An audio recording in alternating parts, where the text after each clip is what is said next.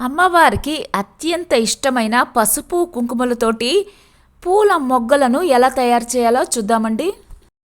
ఇవి వాడిపోని పూలు.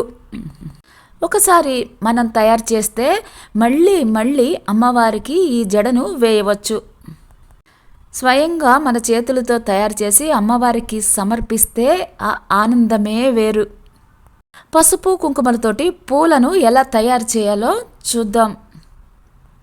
ముందుగా ఈ విధంగా ట్రాన్స్పరెంట్ కవర్ను తీసుకోండి.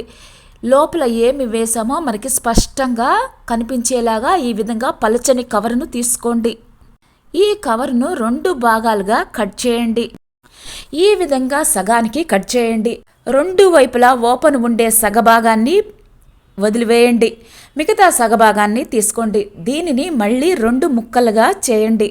ఈ విధంగా మనకి 2 కార్నర్ పీసెస్ వస్తాయండి. దీంట్లో కొద్దిగా పసుపును తీసుకోండి.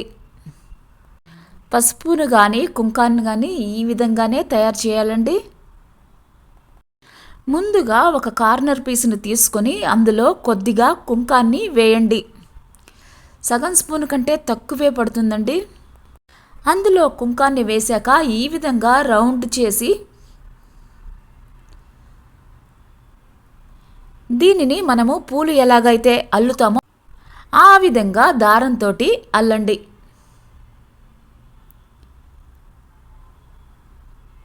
తర్వాత కట్ చేస్తే ఇది మొగ్గలాగా వస్తుందండి. పెద్ద సైజు మొగ్గ కావాలంటే ఎక్కువ పసుపు కుంకాన్ని వేయండి. చిన్న సైజు కావాలంటే కొద్దిగా పసుపు కుంకాన్ని మాత్రమే వేయండి. ఈ విధంగా రౌండ్ చేసేటప్పుడు టైట్గా చేయాలండి. పసుపును కానీ కుంకాన్ని కానీ కార్నర్ మూలకు చేర్చి ఈ విధంగా దారానికి అల్లాలి. దారానికి అల్లిన తర్వాత ఒక్కొక్కటి అయినా కట్ చేసుకోవచ్చండి, లేదా మొత్తం దండలాగా అల్లి మధ్య మధ్యలో కట్ చేసుకోవచ్చు. ఆ విధంగా చేయటం వల్ల మనకి టైం కలిసి వస్తుంది. ఈ విధంగా వచ్చాక చివరిగా ఉన్న ఎక్కువగా ఉన్న భాగాన్ని కట్ చేయండి. ఇప్పుడు మనకి మొగ్గ తయారవుతుంది.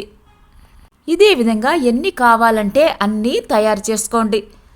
ఈ విధంగా అల్లితే పూల జడ వస్తుంది.